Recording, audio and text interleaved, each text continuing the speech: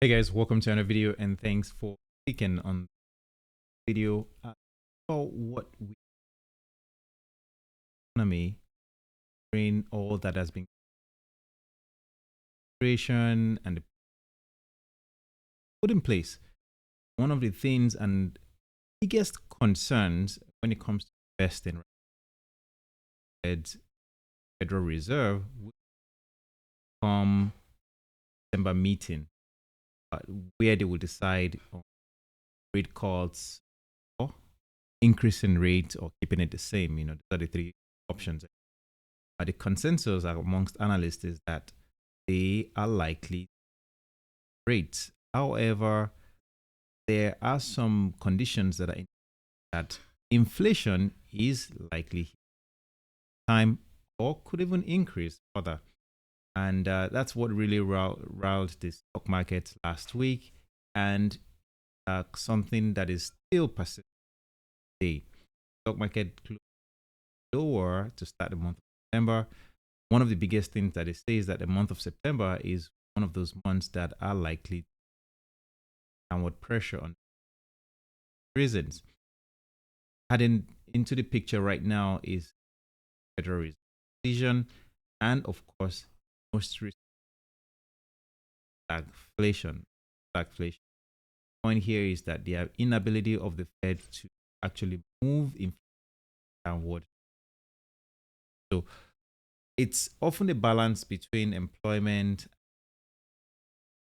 the rate, but if Feds get to a point where they cannot move inflation and also economy, that is where the stagflation kind of sits at. And one of the things that we then look at is what to do.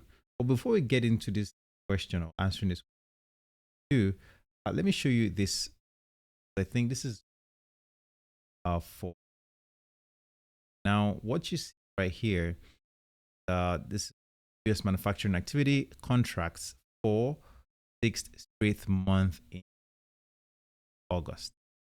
It's survival. Now, I won't bore you with all the story, but what it's saying right here that this information that was released, this is data out Tuesday from the Institute of Supply Management, showed the ISM's manufacturing PMI came in at 48 points last month, an increase from reading of 48 seen in the July, but below estimates for a reading. Now, what we see now here is this marked the sixth straight month of contraction in the U.S. manufacturing sector, according to ISM reading. And it says in August, U.S. manufacturing activity contracted at a slightly low rate. Those are just the key main points that I'm trying to show. And as you can see, this is the U.S. manufacturing activity in August. You can see this was all through the month of August. Now, looks like we're making slow recovery, but the issue is that a lot of companies decide on stress because tariff situation, and of course we have this rolling decision on what happens to tariff and extensions that are being placed in different countries. All of that just makes it difficult for companies to plan, hire products, and make this take steps that they need to take to achieve their own order or goals and things that they set out. There's one contact electrical, the ISM, they've raised prices by 20% so far, but these increases will only offset tariffs, meaning their margins won't actually improve. So what is going on is, even if they make a new item or make a product, in order to just break even, need to increase prices by at least 24%. And that is just astronomical, because think about it. You have to buy an electrical product, for example, and you are paying 24% more, and the company isn't making any more money, right? We consumers are the ones for all of this. In round 2 of layoffs, we have let go of about 15% of our US workforce. Remember, one of the cause of tariffs is to give the companies the necessary drive to hire, to produce within the US and all the stuff. But guess what? If this is the result of of these tariffs, then I don't know if the administration will actually get the desired outcome. The next thing here is the administration wants manufacturing jobs in the US, but we are losing higher skilled and higher paying roles. Why? Because in order to save money, every company needs to cut out the expensive part of their business. So that is jobs, that is putting out thing manufacturing or producing things. Those are options that most companies are taking. With no stability in trade and economics, capital expenditure spending and hiring are frozen.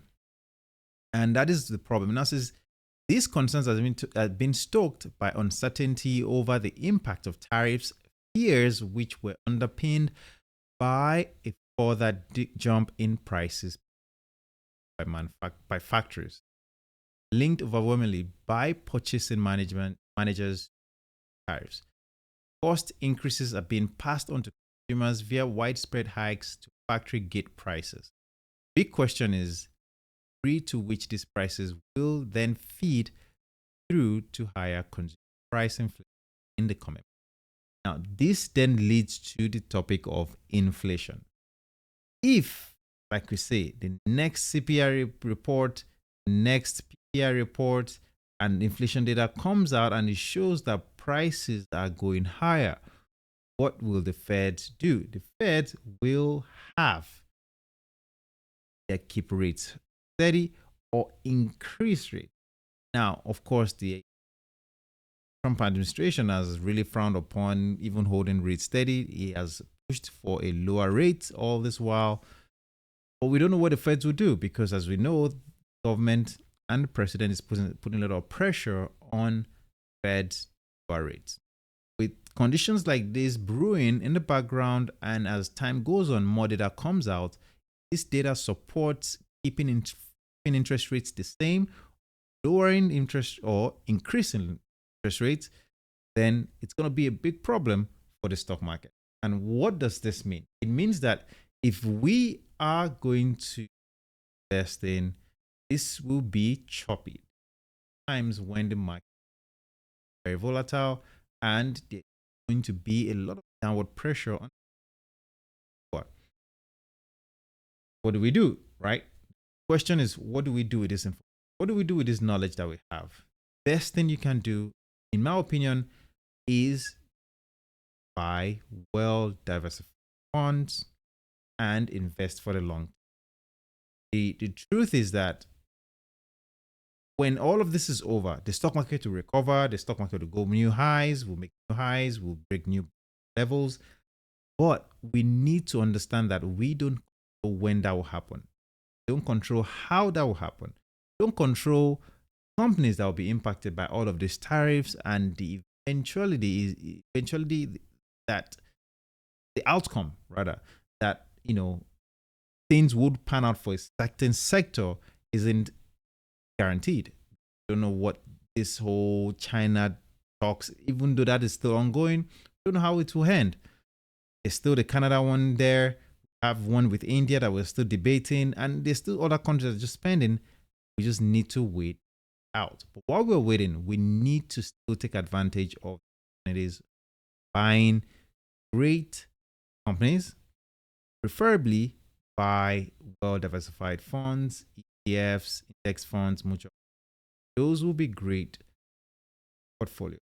One value in this one, please don't forget to drop a like on the video. See you